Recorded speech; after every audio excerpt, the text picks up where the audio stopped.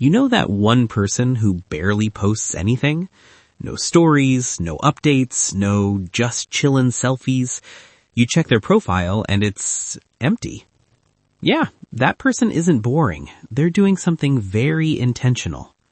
If you're someone who can go days, weeks, or even months without opening social media and not feel like you're missing out, welcome. You're about to feel very seen. And today, we're breaking down the psychology of people who don't use social media. The ones society calls disconnected, but psychology might call something else entirely. Here's the thing. Social media is designed to stimulate you constantly. Notifications, likes, scrolling, endless new content. For some people, that's energizing. It gives them a sense of connection, validation, and excitement. But for others, it does the opposite. Psychologists link this to something called dopamine sensitivity. Some people's brains get overwhelmed by constant stimulation. Instead of feeling good, it starts to feel exhausting, noisy, even meaningless. So they step away, not because they're antisocial, but because their brain literally functions better without that constant input. But it's not just about stimulation. People who avoid social media often value something deeper, real presence. They don't want to experience life through a screen or turn every moment into content. When they're eating, they eat. When they're with someone, they're actually with them. No pressure to document, no need to perform. And that's rare. Because let's be honest, a lot of social media isn't about connection, it's about perception. How you look, how your life appears, how others interpret your highlights.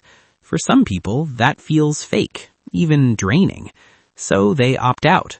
Not because they have nothing going on, but because they don't feel the need to prove that they do.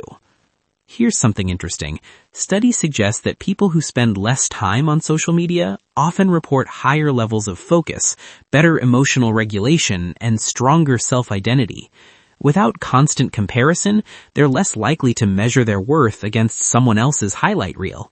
They're not constantly asking, am I doing enough? They just live. But there's another layer to this. Some people avoid social media because they're highly self-aware. They understand how easily it can become addictive. One scroll turns into an hour. One post turns into seeking validation. So instead of trying to control it, they remove it entirely. It's not lack of discipline, it's clarity. Now, of course, not everyone avoids social media for healthy reasons. For some, it can come from social withdrawal, past negative experiences, or feeling disconnected in general. In those cases, staying offline isn't freedom, it can feel like isolation. So the real question is, are you offline because it brings you peace, or because connection feels overwhelming? Because one is intentional living, the other might need attention. But for those who genuinely choose not to use social media, they're not missing out. They're just playing a different game. They find value in private moments, conversations that aren't recorded, achievements that aren't posted, memories that exist only for them, not for an audience.